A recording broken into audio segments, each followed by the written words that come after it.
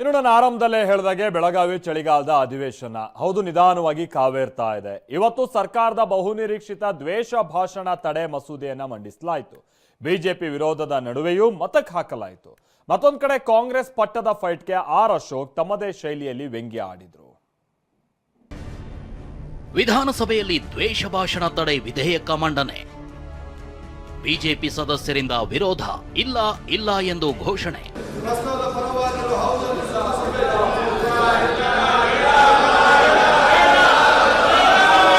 ತೀವ್ರ ವಿರೋಧ, ಗದ್ದಲ, ಕೋಲಾಹಲದ ಮಧ್ಯೆಯೇ ವಿಧಾನಸಭೆಯಲ್ಲಿ ದ್ವೇಷ ಭಾಷಣದ ಪ್ರತಿಬಂಧಕ ಬಿಲ್ ಮಂಡನೆಯಾಗಿದೆ. ವಿಧೇಯಕ ಮಂಡನೆ ವೇಳೆ ಸಭಾಧ್ಯಕ್ಷ ಯುಟಿ ಖಾದರ್ ಮೈಕ್ ಕೈಕೊಟ್ಟಿದೆ. ಮತಕ್ಕೆ ಹಾಕುವಾಗಲೇ ಸ್ಪೀಕರ್ ಮೈಕ್ ಆಫ್ ಆಗಿದೆ.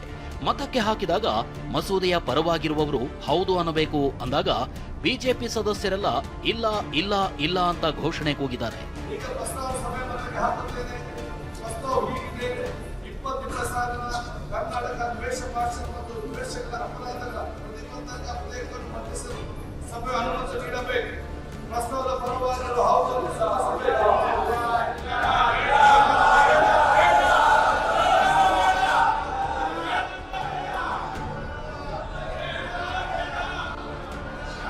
ಆಡಿಯೋ ಸಮರ್ಪಕವಾಗಿಲ್ಲದ ವೇಳೆಯಲ್ಲೇ ದ್ವೇಷ ಭಾಷಣ ಬಿಲ್ ಮಂಡನೆಯಾಗಿದೆ.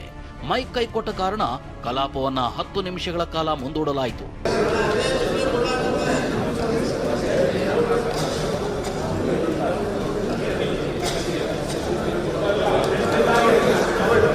ದ್ವೇಷ ಭಾಷಣವನ್ನ ಗಂಭೀರ ಅಪರಾಧ ಅಂತ ಸುಪ್ರೀಂ ಕೋರ್ಟ್ ವ್ಯಾಖ್ಯಾನಿಸಿತು.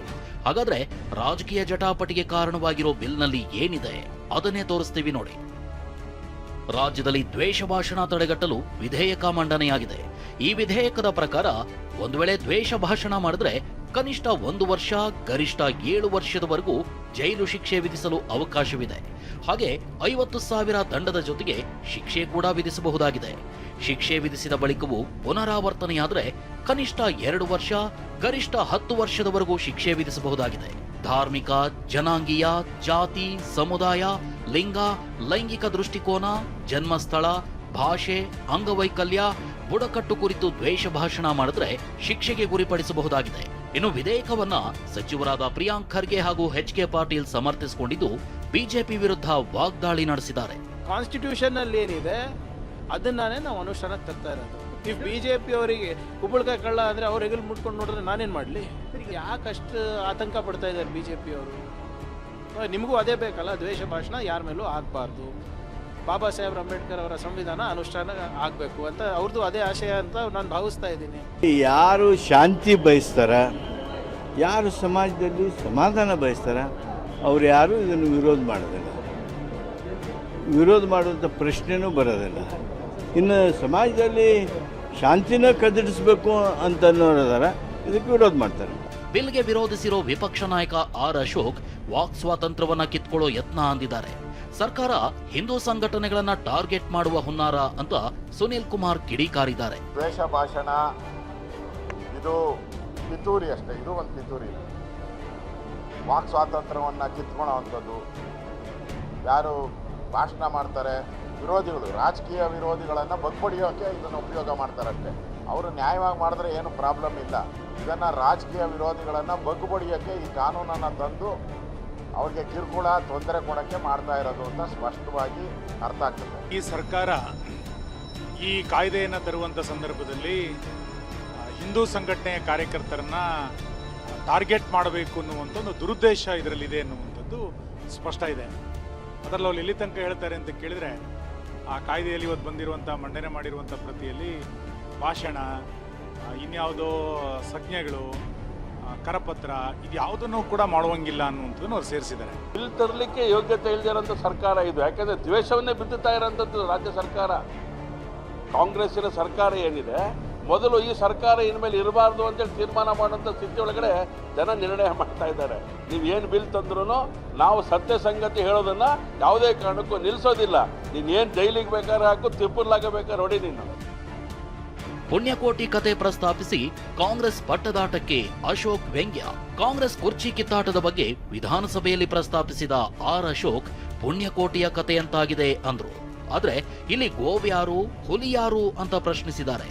ಸಿಎಂ ಸ್ಥಾನದ ಬಗ್ಗೆ ಯತೀಂದ್ರ ಸಿದ್ದರಾಮಯ್ಯ ಹೇಳಿಕೆ ಹಾಗೂ ಎಂಎಲ್ಸಿ ಚನ್ನರಾಜ ಹಟ್ಟಿಹೊಳಿ ಹೇಳಿಕೆಯನ್ನ ಆರ್ ಅಶೋಕ್ ಪ್ರಸ್ತಾಪಿಸಿದ್ರು. ಡಿಕೆ ಶಿವಕುಮಾರ್ ಸಿಎಂ ಅಂತ ಕಾಂಗ್ರೆಸ್ ಎಂಎಲ್ಸಿ ಒಬ್ರು ಟ್ವೀಟ್ ಮಾಡ್ತಾರೆ. ನಾಯಕತ್ವ ಬದಲಾವಣೆ ಗದ್ದಲದಿಂದ ಅಭಿವೃದ್ಧಿ ಆಗ್ತಿಲ್ಲ ಅಂತ ಕಿಡಿಕಾರಿದ್ರು. ಅಲ್ಲದೆ ಕಿಂಗ್ ಈಸ್ ಅಲೈವ್ ಅಂತ ಭೈರ್ತಿ ಸುರೇಶ್ ಹೇಳ್ತಾರೆ. ನಾಯಕತ್ವವು ಸರಿ ಇಲ್ದಿದ್ರೆ ಕಿಂಗ್ ಮಾತ್ಯಾಕೆ ಅಂತ ಪ್ರಶ್ನಿಸಿದ್ದಾರೆ. ಸತ್ಯವೇ ನಮ್ಮ ಬಂಧು ಬಳಗ ಕೊಟ್ಟ ಮಾತನ್ನು ಗೋವಿನ ಹಾಡು ಹೇಳ್ತಾರೆ. ಈ ಗೋವ್ ಯಾರು ಹುಲಿ ಯಾರು ನನ್ಗೆ ಗೊತ್ತಾಗ್ತಾ ಇಲ್ಲ. ಹುಲಿ ಯಾರು ಗೋವ್ ಯಾರು ಗೊತ್ತಾಗ್ತಾ ಇಲ್ಲ. ಅದಕ್ಕೆ ನಾನು ಡಿ ಕೆ ಶಿವಕುಮಾರ್ಗೂ ಹೇಳ್ತೀನಿ, ನೋಡಪ್ಪ, ಒಂದು ಬೀಚಿದೊಂದು ಕವನ ಇತ್ತು. ಇದೆ. ಅದರಲ್ಲಿ ಏನು ಹೇಳ್ತಾರೆ, ಅದು ಒಂದು ಬೆಕ್ಕಿಗೆ ಸಿಂಹ ಆಗಬೇಕು ಅಂತ ಆಸೆ. ಬೆಕ್ಕಿಗೆ ಸಿಂಹ ಆಗಬೇಕು ಅಂತ ಆಸೆ. ಅದು ಕೇಳ್ತದೆ ಬೀಚಿ, ನೀನು ಫಸ್ಟು ಇಲಿ ಹಿಡಿಯೋದನ್ನ ಬಿಡು, ಆಮೇಲೆ ಸಿಂಹ ಆತೀಯ ಅಂತ ಹೇಳ್ತಾರೆ. ಮುಖ್ಯಮಂತ್ರಿ ಡಿ ಕೆ ಶಿವಕುಮಾರ್ ಅಂತ ಹೇಳಿ ಟ್ವೀಟ್ ಮಾಡಿದ್ದಾರೆ. ಆಯ್ತು, ನೋಡ, ಇರ್ಲಿ, ಯಾಕೆ ನಾನು ನಾಯಕತ್ವದ ಪ್ರಶ್ನೆ ಕೇಳ್ತಾ ಇರೋದು. ಇರಬೇಕಲ್ಲ, ನಾಯಕತ್ವ ಇರಬೇಕಲ್ಲ. ಇವತ್ತು ನಾವ್ಯಾರು ಪ್ರಶ್ನೆ ಮಾಡಿಲ್ಲ, ಇವ್ರು ನಾಯಕತ್ವ ನಾವು ಪ್ರಶ್ನೆ ಮಾಡಿದಾರ? ನಾವ್ಯಾವ ಪ್ರಶ್ನೆನೇ ಮಾಡಿಲ್ಲ. ನಾವು ನಾಯಕತ್ವ ಅದನ್ನ ಹೇಳಿದ್ದಾರೆ. ನಾನು ನಿದ್ದೆ ಮಾಡಿದ್ದೆ, ಕಣ್ಣು ಮುಚ್ಕೊಂಡು ಟ್ವೀಟ್ ಮಾಡ್ಬಿಟ್ಟೆ ಅಂತ ಒಂದರಲ್ಲಿ ಬಂದೈತೆ. King is alive. ಇಲ್ಲಿ ಉತ್ತರ ಕರ್ನಾಟಕ ಚರ್ಚೆ. ಅದೇ ಉತ್ತರ ಕರ್ನಾಟಕ, ಅದೇ ನಾಯಕತ್ವ ಸರ್. ಈ ನಾಯಕತ್ವ ಇಲ್ಲ ಅಂದ್ರೆ ಉತ್ತರ ಕರ್ನಾಟಕ ಗೋವಿಂದ ಆಗೋತತೆ. ಇವ್ರು ಸರಿಯಾಗಿ ನಾಯಕತ್ವ ಇಲ್ಲ ಅಂದ್ರೆ ಈ ಕಿಂಗ್ ಈಸ್ ಅಲೈವ್ ಯಾಕೆ? ಭೈರ್ತಿ ಸುರೇಶ್ ಅವ್ರನ್ನ ನಾನು ಮೆಚ್ಚುತ್ತೀನಿ. ಇನ್ನು ಇಡ್ಲಿ ವಡೆ ತಿಂದ್ರೆ ಸಮಸ್ಯೆ ಬಗೆಹರಿಯೋದಿಲ್ಲ ಅಂತ ಅಶೋಕ್ ಕಾಲೆಳೆದಿದ್ದಾರೆ. ಉಪಮುಖ್ಯಮಂತ್ರಿಗಳು ಇಲ್ಲ, ಸಲಹೆ ಕೊಡ್ತಾ ಇದ್ದೀನಿ. ನೋಡಿ, ಇಡ್ಲಿ ವಡೆ ಹೋಗಿ ತಿಂದ್ರೆ ಸಮಸ್ಯೆ ಬಗೆಹರಿಯಲ್ಲ. ಆ ತರ ಫಾರ್ಮುಲಾ ಇದ್ರೆ ಇಡೀ ದೇಶಕ್ಕೆ ಕೊಟ್ಬಿಡಿ, ಇಡ್ಲಿ ವಡೆ ತಿಂದ್ರೆ ಸಮಸ್ಯೆ ಬಗೆಹರಿದತೆ ಅಂತ ಒಂದಾಗ್ಬೇಕು. ಕಣ್ಣಿಟ್ಟು ಮಾತಾಡಿ ತೀರ್ಮಾನ ಮಾಡೋಣ. ಹಾದಿ ಬೀದಿಗಳಲ್ಲಿ ಮುಖ್ಯಮಂತ್ರಿ ನಾನು ಅವರ ಫೈನಾನ್ಸ್ ಡಿಪಾರ್ಟ್ಮೆಂಟ್ ಹೇಳ್ತಾರಲ್ಲ, ಜೋಬು ಫೈನಾನ್ಸ್ ಡಿಪಾರ್ಟ್ಮೆಂಟ್ ಖಾಲಿ ಕಾಂಗ್ರೆಸ್ ಜಾಲಿ ಅನ್ನೋ ತರ ಆಗಿದೆ. ಇಷ್ಟಕ್ಕೆ ಸುಮ್ಮನಾಗದ ಆರ್ ಅಶೋಕ್, ನಿಮ್ಮ ಈ ನಡೆಯಿಂದ ಅಧಿಕಾರಿಗಳಿಗೆ ಮಜಾ ಆಗಿದೆ, ಫೈನಾನ್ಸ್ ಡಿಪಾರ್ಟ್ಮೆಂಟ್ ಖಾಲಿ ಆಗಿದೆ, ಕಾಂಗ್ರೆಸ್ ಜಾಲಿ ಆಗಿದೆ ಅಂತ ಅಶೋಕ್ ವ್ಯಂಗ್ಯವಾಡಿದ್ದಾರೆ. ಫೈನಾನ್ಸ್ ಡಿಪಾರ್ಟ್ಮೆಂಟ್ ಖಾಲಿ ಕಾಂಗ್ರೆಸ್ ಜಾಲಿ ಅನ್ನೋ ತರ ಆಗಿದೆ. Bureau report, TV9.